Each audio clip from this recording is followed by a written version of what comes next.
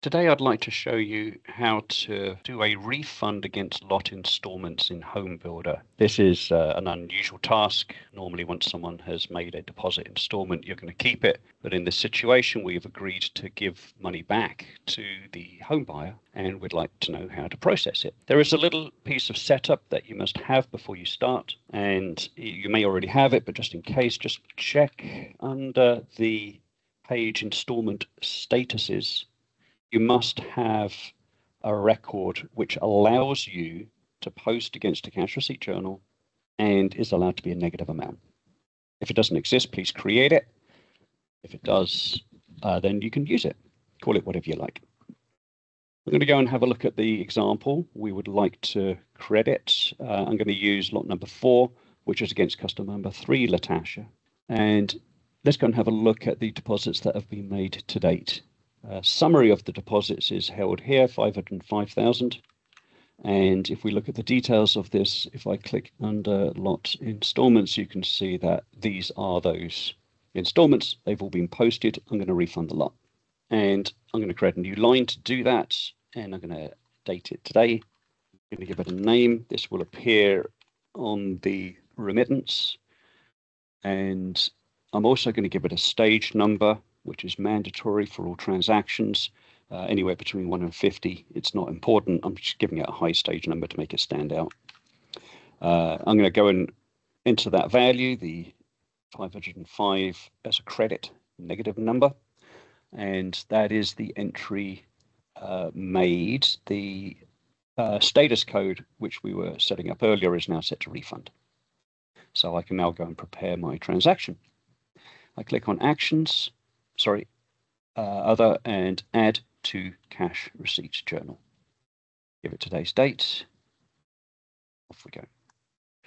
Now let's go and have a look at that transaction. I'm going to now post this cash receipt journal. In this case, I'm going to clear out this top record, which I don't need. We're treating cash receipt journal as a general journal. There are some additional restrictions in cash receipt journal which force us to do something. It's just an easy way to create the record. In our case, we have to actually change the document type to blank because the cash receipt journal has some restrictions around that. It created the line for us, but we do not want to post this directly to the bank. What we want to do is we want to create a negative receivable amount which we can go and pay using a check, EFT, ACH. In our case, we're going to do a check, but I pick the customer, and instead of the bank, to create that receivable record, which we will then later go and pay in the payment journal. That's the transaction built. I now post it. Done. Just to demonstrate, you can see that this is posted here. To demonstrate, you can now see the deposits have returned to 0. As far as the lot and the installments are concerned, we're now clean. All installments have been reversed. All we now have to do is make payment to that customer. And we make payment in the same way that we would to a vendor via the payment journal. If I go into this payment journal, I've opened it up. I can set the document type to be a refund. I'm going to choose a customer. I'm going to choose Letitia as my customer. And I'm going to go and apply the entries in the same way that we would against any customer. There are a couple of transactions in here. The only one that I'm interested in is this refund that I'd already created.